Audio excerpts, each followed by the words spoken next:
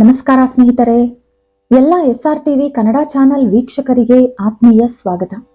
ಸ್ನೇಹಿತರೆ, ಇವತ್ತು ಶಕ್ತಿಯುತವಾದ ಕಾರ್ತಿಕ ಸೋಮವಾರ. ಕಾರ್ತಿಕ ಸೋಮವಾರದ ಮಹಿಮೆ ತಿಳಿಸುವಂತಹ ಈ ಕತೆ ಈ ದಿನ ಕೇಳುವುದರಿಂದ ಶಿವ ಪಾರ್ವತಿ ಅನುಗ್ರಹ ಸಿಗುತ್ತದೆ, ಆಯಸ್ಸು ಅಭಿವೃದ್ಧಿಯಾಗುತ್ತದೆ, ಮಹಾಪುಣ್ಯ ಪ್ರಾಪ್ತಿಯಾಗುತ್ತದೆ, ಹಾಗೆ ಸಂತಾನ ಯೋಗ ಕೂಡ ಕೂಡಿಬರುತ್ತದೆ. ಆ ಪವಿತ್ರವಾದ ಕತೆ ಯಾವುದು ಎಂದು ಈ ವಿಡಿಯೋದಲ್ಲಿ ನಾವು ತಿಳಿದುಕೊಳ್ಳೋಣ. ಆದರೆ ಅದಕ್ಕೂ ಮುಂಚೆ ನೀವಿನ್ನೂ ನಮ್ಮ ಚಾನೆಲ್ ಅನ್ನು ಸಬ್ಸ್ಕ್ರೈಬ್ ಮಾಡ್ಕೊಂಡಿಲ್ಲ ಅಂದ್ರೆ ಖಂಡಿತ ಈಗಲೇ ಸಬ್ಸ್ಕ್ರೈಬ್ ಮಾಡ್ಕೊಳ್ಳಿ. ಹಾಗೆ ಈ ವಿಡಿಯೋ ಇಷ್ಟ ಆದ್ರೆ ಮರೀದೇ ಒಂದು ಲೈಕ್ ಕೊಡಿ. ಪೂರ್ವದಲ್ಲಿ ಒಂದು ನಗರದಲ್ಲಿ ಶ್ರೀಮಂತ ವ್ಯಾಪಾರಿಯೊಬ್ಬ ವಾಸವಿದ್ದ. ಅವನಿಗೆ ಎಲ್ಲಾ ರೀತಿಯ ಸುಖ, ಸಂತೋಷ, ಹಣ, ಸಂಪತ್ತು, ಐಶ್ವರ್ಯ, ಆಡಂಬರವಾದ ಜೀವನ ಇದ್ದರೂ ಕೂಡ ಮಗ ಇಲ್ಲ ಎಂಬ ಒಂದು ಚಿಂತೆ ಕಾಡುತ್ತಿತ್ತು. ಪುತ್ರ ಸಂತಾನಕ್ಕಾಗಿ ಆ ವ್ಯಾಪಾರಿ ಕ್ರಮ ತಪ್ಪದಂತೆ ಸೋಮವಾರ ವ್ರತ ಆಚರಿಸುತ್ತಿದ್ದ. ಅವನು ಪ್ರತಿದಿನ ಶಿವಾಲಯಕ್ಕೆ ಹೋಗಿ ಶಿವ ಪಾರ್ವತಿಯನ್ನು ಶ್ರದ್ಧಾ ಭಕ್ತಿಯಿಂದ, ನಂಬಿಕೆಯಿಂದ ಪೂಜಿಸುತ್ತಿದ್ದ. ಇನ್ನು ಅವನ ಭಕ್ತಿಗೆ ಮೆಚ್ಚಿದ ಪಾರ್ವತಿ ದೇವಿ ಶಿವನೊಂದಿಗೆ, ಪ್ರಭು, ಈ ವ್ಯಾಪಾರಿ ನಿಮ್ಮ ನಂಬಿಕಸ್ಥ ಭಕ್ತ. ಕಷ್ಟಾನೋ ಸುಖಾನೋ ಪ್ರತಿ ಸೋಮವಾರ ಉಪವಾಸ ಇದ್ದಾನೆ, ಸೋಮವಾರ ವ್ರತ ತಪ್ಪದೆ ಆಚರಿಸುತ್ತಾನೆ. ಆದರೂ ಕೂಡ ಇದುವರೆಗೂ ಅವನಿಗೆ ಒಬ್ಬ ಮಗನಿಲ್ಲ. ಅವನು ಎಷ್ಟೊಂದು ಭಕ್ತಿಯಿಂದ ನಿಮ್ಮನ್ನು ಪ್ರಾರ್ಥಿಸುತ್ತಿದ್ದಾನೆ. ಹಾಗಾಗಿ ನೀವು ತಪ್ಪದೆ ಅವನ ಕೋರಿಕೆ ಈಡೇರಿಸಬೇಕು ಎಂದು ಹೇಳಿದರು. ಪಾರ್ವತಿಯ ಮಾತುಗಳನ್ನು ಕೇಳಿದ ಪರಮೇಶ್ವರ, ದೇವಿ, ನಿನ್ನ ಮಾತುಗಳು ಸತ್ಯ.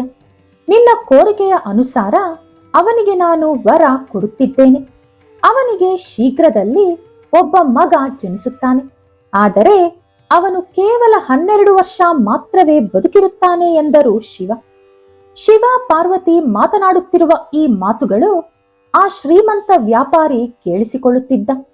ಸೋಮವಾರ ತಪ್ಪದೆ ವ್ರತ ಮಾಡುತ್ತಿದ್ದುದರಿಂದ ಆ ವ್ಯಾಪಾರಿಗೆ ಶಿವ ಪಾರ್ವತಿ ಮಾತನಾಡುವ ಮಾತುಗಳು ಕೇಳಿಸಿಕೊಳ್ಳುವ ಶಕ್ತಿ ಬಂದಿತ್ತು. ಶಿವ ಹೇಳಿದಂತೆ ಕೆಲವೇ ದಿನಗಳಲ್ಲಿ ಆ ವ್ಯಾಪಾರಿಯ ಹೆಂಡತಿ ಒಬ್ಬ ಮುದ್ದಾದ ಗಂಡು ಮಗುವಿಗೆ ಜನ್ಮ ಕೊಟ್ಟಳು. ಇನ್ನು ಆ ಶ್ರೀಮಂತನ ಸಂತೋಷಕ್ಕೆ ಪಾರವೇ ಇಲ್ಲದಂತಾಯಿತು. ಮಗ ಹುಟ್ಟಿದ ದಿನದಂದು ಸಂತೋಷದಿಂದ ಹಬ್ಬದಂತೆ ಆಚರಿಸಿದ. ಬಡವರಿಗೆ ಅನ್ನದಾನ, ವಸ್ತ್ರದಾನ ಹಾಗೂ ಹಣ ಸಹಾಯ ಮಾಡಿದ. ಅಲ್ಲಿಗೆ ಬಂದ ಪ್ರತಿಯೊಬ್ಬರೂ ಕೂಡ ಆ ಮಗುವನ್ನು 100 ವರ್ಷ ಆರೋಗ್ಯವಾಗಿ ಬದುಕುವಂತೆ ಆಶೀರ್ವದಿಸಿದರು. ಆದರೆ ಮಗ 12 ವರ್ಷಕ್ಕೆ ಮೃತಪಡುತ್ತಾನೆ. ಮೃತ್ಯು ದೇವತೆ ಹಾಗೂ ಯಮಧರ್ಮರಾಜ ಯಾರನ್ನೂ ಕೂಡ ಬಿಡುವುದಿಲ್ಲ ಎಂಬುದು ತಿಳಿದಂತ ಆ ವ್ಯಾಪಾರಿ ಒಳಗೊಳಗೆ ಕುಗ್ಗಿ ಹೋಗುತ್ತಿದ್ದ. ನನ್ನ ಭಕ್ತಿಯಲ್ಲಿ ಏನೋ ಒಂದು ಲೋಪ ಇರಬೇಕು, ಆದ್ದರಿಂದಲೇ ಶಿವ ನನಗೆ ಅಲ್ಪಾಯುಷಿಯಾದ ಮಗನನ್ನು ಕೊಟ್ಟಿದ್ದಾರೆ.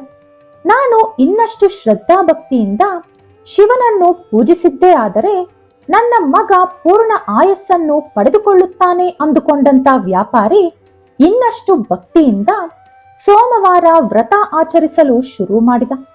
ಅವನಿಗೆ ಮನಸ್ಸಿನಲ್ಲಿ ನಾನೇನೇ ಮಾಡಿದರೂ ನನ್ನ ಮಗ ಬದುಕುವುದಿಲ್ಲ ಎಂಬುದು ಕಾಡುತ್ತಿತ್ತು. ಆದರೂ ಕೂಡ ಶಿವನ ಮೇಲೆ ಭರವಸೆ ಇಟ್ಟು ಪೂಜೆ ಮಾಡುವುದು ಮಾತ್ರ ನಿಲ್ಲಿಸಲಿಲ್ಲ. ದಿನಗಳು ಕಳೆಯುತ್ತಾ ಬಂತು. ಆ ಬಾಲಕನಿಗೆ 11 ವರ್ಷ ವಯಸ್ಸಾಯಿತು. ಕೇವಲ 11 ವರ್ಷಕ್ಕೆ ಆ ಬಾಲಕ ಎಷ್ಟೋ ಮೇಧಾವಿಯಂತೆ, ಎಲ್ಲ ವಿಷಯಗಳು ತಿಳಿದವನಂತೆ ಕಾಣಿಸುತ್ತಿದ್ದ. ಅವನ ಬಂಧು ಮಿತ್ರರು, ನಿನ್ನ ಮಗ ಚಿಕ್ಕವನಾದರೂ ಎಲ್ಲ ತಿಳಿದವನಂತೆ ಕಾಣಿಸುತ್ತಾನೆ, ಅವನಿಗೆ ಮದುವೆ ಮಾಡಿಬಿಡು ಎಂದು ಸಲಹೆ ಕೊಟ್ಟರು. ಅದನ್ನು ಕೇಳಿಸಿಕೊಂಡ ಅವನ ಹೆಂಡತಿ ಕೂಡ ಮಗನ ಮದುವೆ ಮಾಡಿಬಿಡೋಣ ಎಂದು ಹಠ ಹಿಡಿದು ಕುಳಿತಳು. ಆದರೆ ಅಲ್ಪಾಯುಷಿಯಾದ ಮಗನಿಗೆ ಯಾವ ರೀತಿ ಮದುವೆ ಮಾಡುವುದು, ಆ ಹುಡುಗಿ ಬಾಳು ಯಾವ ರೀತಿ ಹಾಳು ಮಾಡುವುದು ಎಂಬ ಚಿಂತೆ ವ್ಯಾಪಾರಿಯಲ್ಲಿ ಶುರುವಾಯಿತು. ಹಾಗಾಗಿ ಆ ವ್ಯಾಪಾರಿ ಅವನ ಭಾವನನ್ನು ಕರೆದು, ಭಾವ, ನನಗೊಂದು ಸಹಾಯ ಮಾಡು. ನೀನು ನನ್ನ ಮಗನನ್ನು ಕಾಶಿ ನಗರಕ್ಕೆ ಕರೆದೋಗು. ನನ್ನ ಮಗನಿಗೆ ಒಳ್ಳೆ ವಿದ್ಯಾಭ್ಯಾಸ ಬೇಕು, ಆಧ್ಯಾತ್ಮಿಕ ಜ್ಞಾನ ಬೇಕು. ಹಾಗೆ ನೀನು ಕಾಶಿಗೆ ಹೋಗುವ ದಾರಿಯಲ್ಲಿ ಎಲ್ಲೆಲ್ಲಿ ವಿಶ್ರಾಂತಿ ಪಡೆಯಲು ಕುಳಿತುಕೊಳ್ಳುತ್ತೀಯೋ ಅಲ್ಲೆಲ್ಲ ಕೂಡ ಭಕ್ತಿ ಕಾರ್ಯಕ್ರಮಗಳು, ಅನ್ನದಾನ, ಬ್ರಾಹ್ಮಣ ದಾನ, ಗೋದಾನ ಮುಂತಾದ ಎಲ್ಲಾ ರೀತಿಯ ಪುಣ್ಯ ಕಾರ್ಯಗಳನ್ನು ಮಾಡುತ್ತಾ ಹೋಗು. ಇದಕ್ಕಾಗಿ ನಿನಗೆ ಎಷ್ಟು ಹಣ ಬೇಕೋ ಅಷ್ಟು ತೆಗೆದುಕೋ ಎಂದು ಹೇಳಿದ. ಇನ್ನು ಆ ಬಾಲಕ ಸೋದರ ಮಾವನ ಜೊತೆ ಕಾಶಿ ಯಾತ್ರೆಗೆ ಹೋದ.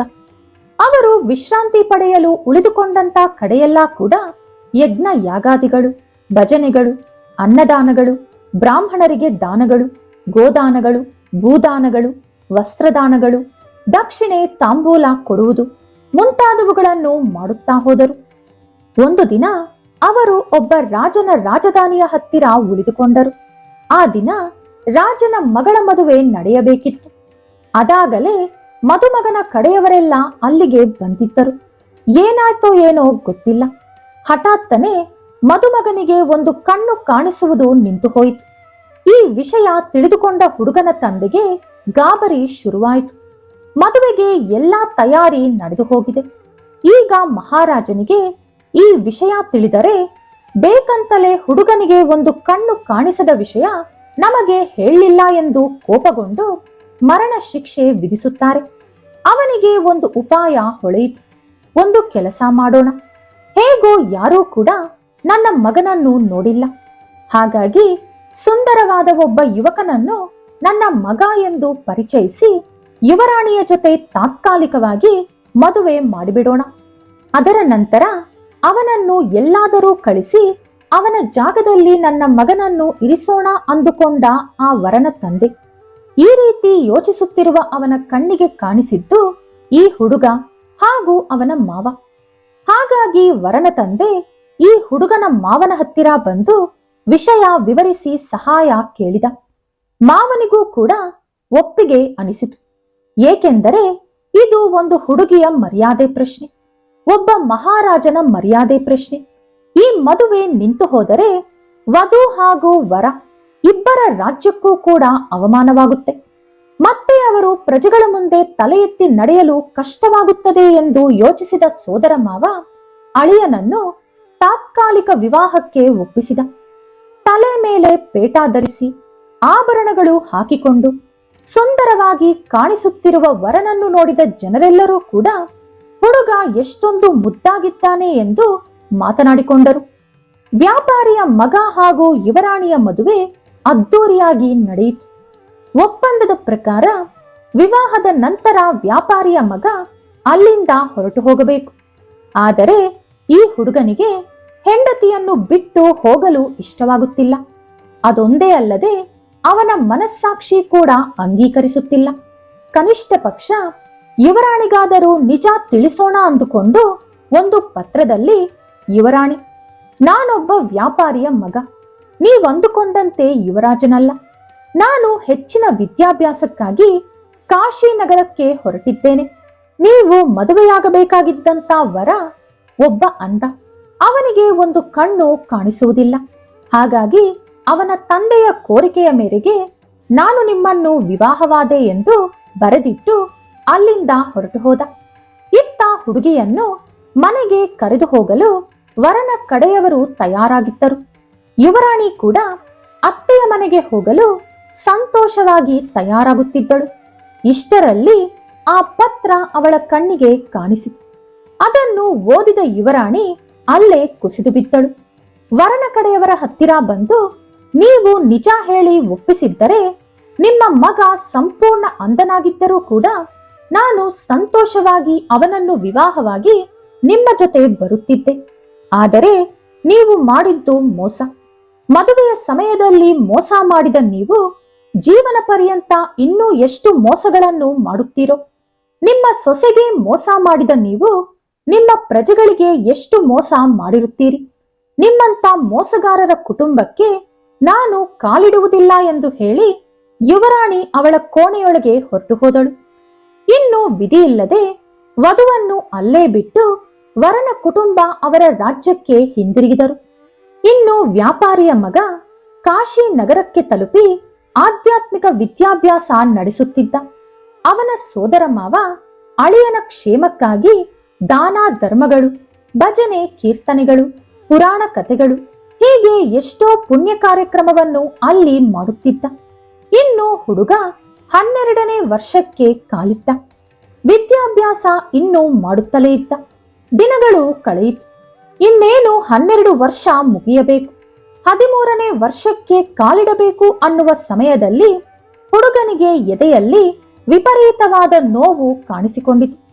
ಸೋದರ ಮಾವ ಎಂದಿನಂತೆ ಅವನ ದಿನಚರಿಯ ಪ್ರಕಾರ ದಾನ ಧರ್ಮಗಳು ಎಲ್ಲಾ ರೀತಿಯ ಪುಣ್ಯ ಕಾರ್ಯಗಳನ್ನು ಮಾಡಿ ಮುಗಿಸಿ ಕೋಣೆಗೆ ಬಂದು ನೋಡಿದರೆ ಹುಡುಗ ಸತ್ತು ಬಿದ್ದಿದ್ದ.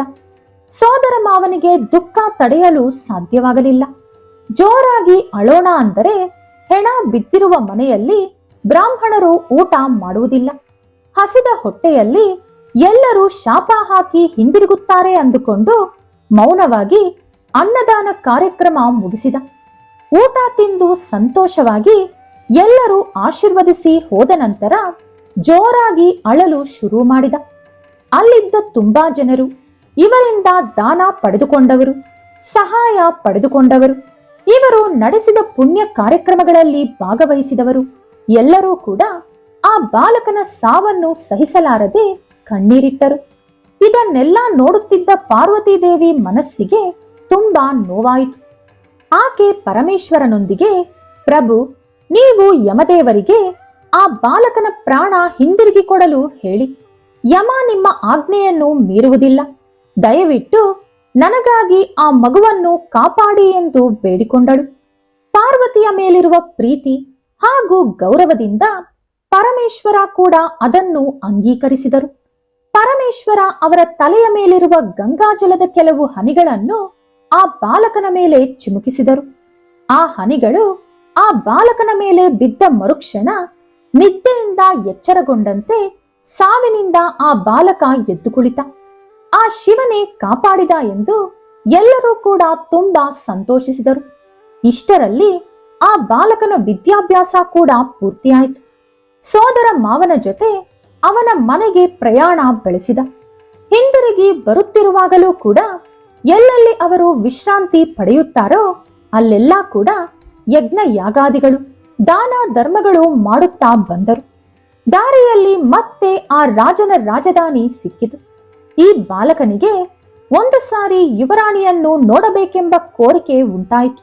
ಹಾಗಾಗಿ ಯುವರಾಣಿ ಕಾಣಿಸಬಹುದು ಎಂಬ ಹಂಬಲದಿಂದ ಅರಮನೆಯ ಸುತ್ತಮುತ್ತ ಓಡಾಡುತ್ತಿದ್ದ. ಇವನೊಬ್ಬ ಗೂಢಾಚಾರಿ ಇರಬಹುದು ಎಂದು ಸೈನಿಕರು ಇವನನ್ನು ತಂದು ರಾಜನ ಮುಂದೆ ನಿಲ್ಲಿಸಿದರು. ಆದರೆ ಮಹಾರಾಜ ಇವನೇ ತನ್ನ ಅಳಿಯ ಎಂದು ಗುರುತಿಸಿ ಮಗಳ ಹತ್ತಿರ ಕರೆದೋದ. ಅಳಿಯನಿಗೆ ರಾಜ ಮರ್ಯಾದೆ ಮಾಡಿದ. ಕೆಲ ದಿನಗಳು ಮಗಳು ಅಳಿಯನನ್ನು ರಾಜ್ಯದಲ್ಲೇ ಇರಿಸಿಕೊಂಡು ಒಂದು ಶುಭ ದಿನದಂದು ಮಗಳನ್ನು ಅಳಿಯನ ಜೊತೆ ಅವನ ಮನೆಗೆ ಕಳಿಸಿಕೊಟ್ಟ. ವಧು ದಕ್ಷಿಣೆಯಾಗಿ ಎಷ್ಟೋ ಹಣ, ಚಿನ್ನಾಭರಣಗಳು, ಬೆಳ್ಳಿ ಪಾತ್ರೆಗಳು ಎಲ್ಲವನ್ನೂ ಮಹಾರಾಜ ಕೊಟ್ಟು ಕಳಿಸಿದ. ಮಗನಿಗೆ 12 ವರ್ಷ ತುಂಬಿ ಹೋಗಿದೆ. ಯಾವ ಆಚೂಕಿಯೂ ಗೊತ್ತಿಲ್ಲ. ಬದುಕಿದ್ದರೆ ಇಷ್ಟೊತ್ತಿಗಾಗಲೇ ಖಂಡಿತ ಹಿಂದಿರುಗಿ ಬರಬೇಕಿತ್ತು. ಆದರೆ ಇನ್ನೂ ಬಂದಿಲ್ಲ. ಅಂದರೆ ನಮ್ಮ ಮಗ ಸತ್ತು ಹೋಗಿರಬೇಕು. ಇನ್ನು ಮಗನಿಲ್ಲ ಅಂದಾಗ ನಾವು ಬದುಕಿದ್ದು ಏನು ಪ್ರಯೋಜನ ಅಂದುಕೊಂಡ ಅವನ ತಂದೆ ತಾಯಿ ಆತ್ಮಹತ್ಯೆ ಮಾಡಿಕೊಳ್ಳೋಣ ಎಂದು ಭವನದ ಮೇಲೆ ಹತ್ತಿ ನಿಂತರು. ಆದರೆ ದೂರದಲ್ಲಿ ಮಗ ಬರುತ್ತಿರುವುದು ಕಾಣಿಸಿತು. ಓಡಿ ಬಂದ ತಂದೆ ತಾಯಿ ಮಗನನ್ನು ಅಪ್ಪಿಕೊಂಡು ಕಣ್ಣೀರಿಟ್ಟರು. ನಂತರ ನಡೆದ ವಿಷಯವೆಲ್ಲ ತಿಳಿದುಕೊಂಡು ಆಶ್ಚರ್ಯದಲ್ಲಿ ಮುಳುಗಿ ಹೋದರು. ಎಲ್ಲರೂ ಸೇರಿ ಶಿವನ ದೇವಸ್ಥಾನಕ್ಕೆ ಹೋಗಿ ಪೂಜೆ ಮಾಡಿದರು. ಆಗ ಆಕಾಶವಾಣಿ ಈ ರೀತಿ ಹೇಳಿತು, ನೀನು ಸೋಮವಾರ ಮಾಡಿದಂತ ವ್ರತ ನನ್ನನ್ನು ಮೆಚ್ಚಿಸಿದೆ. ನಿನ್ನ ಭಕ್ತಿ ಪಾರ್ವತೀ ದೇವಿಯ ಮನಸ್ಸು ಕರಗುವಂತೆ ಮಾಡಿದೆ. ಹಾಗಾಗಿ ನಿನ್ನ ಮಗನಿಗೆ 100 ವರ್ಷ ಆಯಸ್ಸು, ಆರೋಗ್ಯವನ್ನು ನಾನು ಕೊಡುತ್ತಿದ್ದೇನೆ ಎಂದು ಹೇಳಿತು. ಈ ರೀತಿ ವ್ಯಾಪಾರಿ ಅವನ ಹೆಂಡತಿ, ಮಗ, ಸೊಸೆ ಹಾಗೂ ಮೊಮ್ಮಕ್ಕಳ ಜೊತೆ ಸಂತೋಷವಾಗಿ ಬದುಕಿದ. ನೋಡಿದ್ರಲ್ಲ ಸ್ನೇಹಿತರೆ, ಸೋಮವಾರ ವ್ರತಕ್ಕೆ ಎಷ್ಟೊಂದು ಶಕ್ತಿ ಇದೆ ಅಂತ. ಈ ಕತೆ ಸೋಮವಾರಗಳಲ್ಲಿ ಕೇಳುವುದರಿಂದ ನಿಮ್ಮ ಆಯಸ್ಸು ಅಭಿವೃದ್ಧಿಯಾಗುತ್ತೆ, ಸಂತಾನ ಯೋಗ ಕೂಡಿ ಬರುತ್ತೆ. ಹಾಗೆ ಶಿವ ಪಾರ್ವತಿ ಅನುಗ್ರಹದಿಂದ ದಾಂಪತ್ಯ ಜೀವನ ಸುಖವಾಗಿರುತ್ತೆ.